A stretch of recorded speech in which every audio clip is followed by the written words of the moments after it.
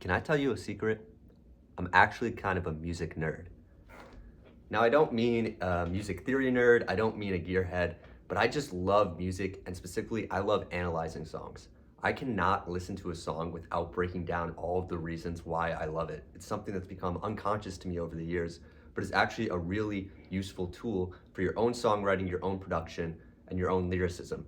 So today, I'm gonna take a song and we're gonna break down all the aspects that make it work and use that to make our own song. So let's get into it. So today, we're gonna be analyzing the song Out of Oklahoma by Lainey Wilson. This has been my go-to shower song for like the past 2 months. It's on the Twister soundtrack from that recent movie. And while it's not anything that's like topping the charts, but from a pop and pop country perspective, it is a textbook example of everything you should be doing formulaically to get your song at that kind of level of catchy earworm hit. If you want, I'm gonna put the link in the description and go listen to that first if you find that helpful, but it's not necessary for the purposes of this video. Now, first I wanna talk about rhyme scheme. And I see tons of YouTube videos about this, but they don't really explain why analyzing rhyme scheme and understanding the different rhyme structures is important. But let me break it down for you. So the first lines of the song are as follows. I've been dreaming, I've been driving, trying to stay between the lines of who I am and who I used to be. It's a great opening line. Now, the most important thing here is the last line. Out of Oklahoma is a bit of a slower song. And when you have a slower song, it's really important to get the listener to stay along with you till you get to that chorus. And in this case, by not ending the last line on a rhyme, whether you know it or not, you're kind of listening because you're waiting for that payoff when that line finally does rhyme. So a common songwriting structure is A, B, A, B, whereas in you have a line, you have a different line, then you have a line that rhymes with the first line, then a line that rhymes with the second line. But this time you don't get that rhyme until the next stanza. So it's instantly pulling you along. Now the next stanza is as follows. I've been living, I've been losing, walking miles in different shoes and finding out I can't run from me. So there's the payoff. We got who I am and who I used to be and run from me. Whether or not you know this consciously, it's very satisfying to finally have that payoff. And again, in a slower song, it's that slow waiting and payoff that really makes it worth it and keeps you drawn in and keeps you listening.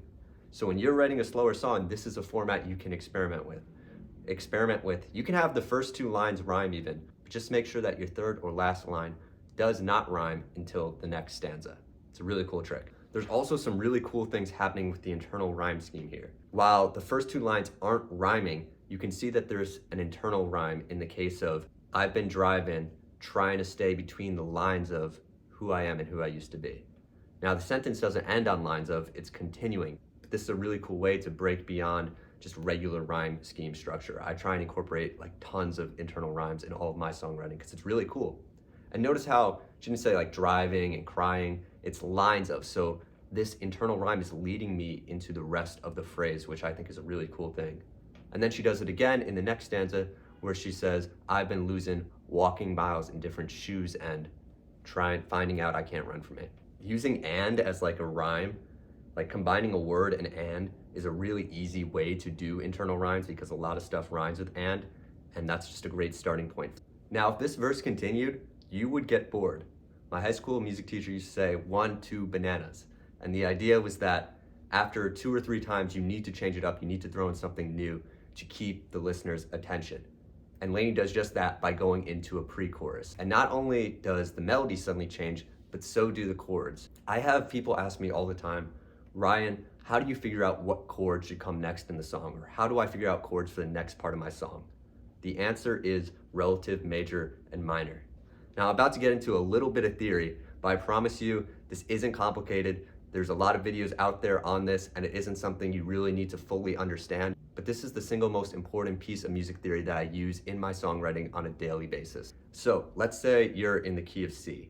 The relative minor is A minor. And if you were to play these chords on piano or guitar, you would notice that they actually have a lot of notes in common. They're almost like sisters or brothers.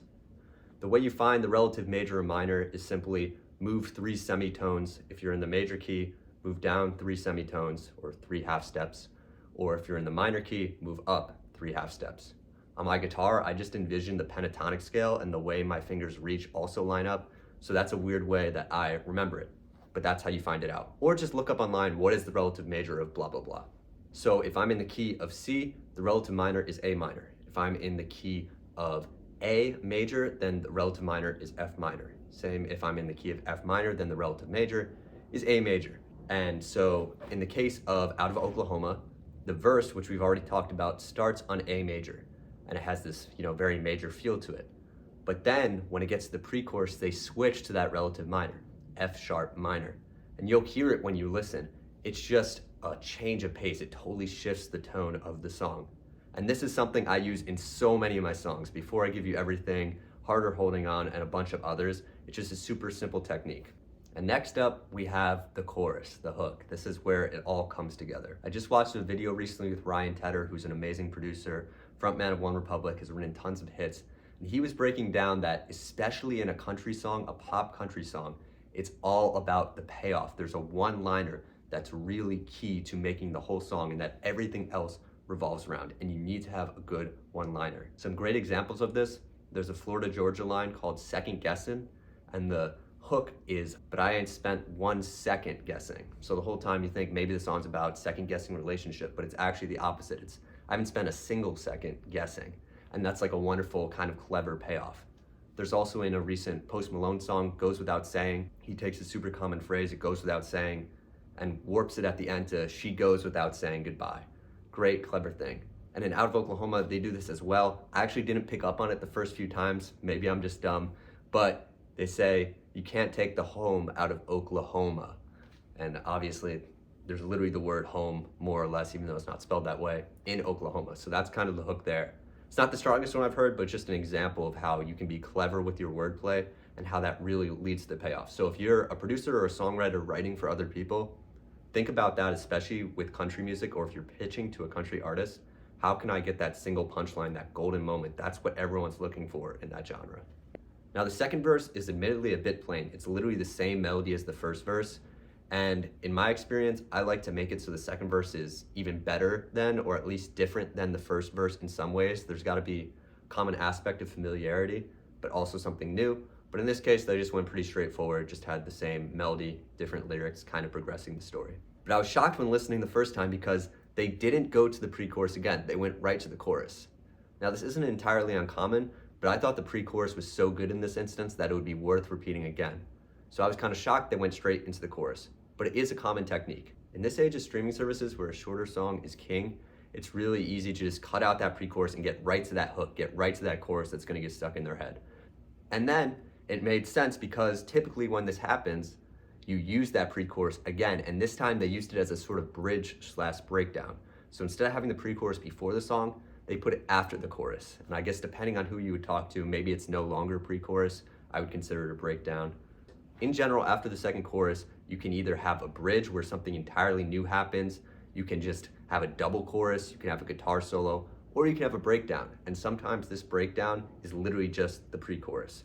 And in this case, it works because the pre-chorus sounds good the way it was originally, where it's kind of picked, and it sounds good where it's slowed down. I've done this exact same thing in my song Hesitate. It's a great way if you're running out of ideas or really can't think of a new part, just do the pre-chorus. It might be a bit lazy, but sometimes it just works. And keep in mind, this song was specifically made for Twisters the movie, and that's something where they're only showing 30 seconds. But basically no one's listening to the second verse or the bridge, at least when it comes to the movie. And so in this case, there's less emphasis on getting everything perfect and more like, hey, we have all the parts we need, let's just continue with that formula. And so after this breakdown, it ends with a classic double chorus. This is another classic pop technique. If you're really trying to drive home this catchy chorus, get it stuck in people's head, we'll just do it 2 times. I just did that on my last song, Borderline, that came out on Friday. It's a great technique. I guarantee it will leave people with that earworm. So when in doubt, just end your song with a double chorus, just as Lainey Wilson does in Out of Oklahoma. So there you go. That's how I break down a song. Look at the rhyme scheme, look at the structure, look at the chords, look at the lyrics, and look at the production as well. Obviously, this is something you can be writing out. You can print out the lyrics, you can mark up papers, but at some point it will become an unconscious habit. You can do this while driving, you can do this while commuting to work. This isn't something where you have to be at a desk and thinking of it in all these tedious ways. Just something that you practice and habitually you go to notice it without even trying. At this point, I couldn't stop analyzing music even if I wanted to. And part of the joy that comes from music for me is when something either follows these rules or breaks them entirely and lets me see the music in a whole new light. As always, thank you so much for watching. If you found this video helpful, please subscribe. I'm trying to get to 500 subscribers because that's one of the key goals. I need to monetize this YouTube channel so I can keep making videos like this. If there's any songs that you'd like to see me analyze in the future, we can do more breakdowns like this. So just comment below if there's any songs that you're wondering about, that you've personally found inspiration with, or that you've analyzed in the past yourself. Looking forward to it. See you next time.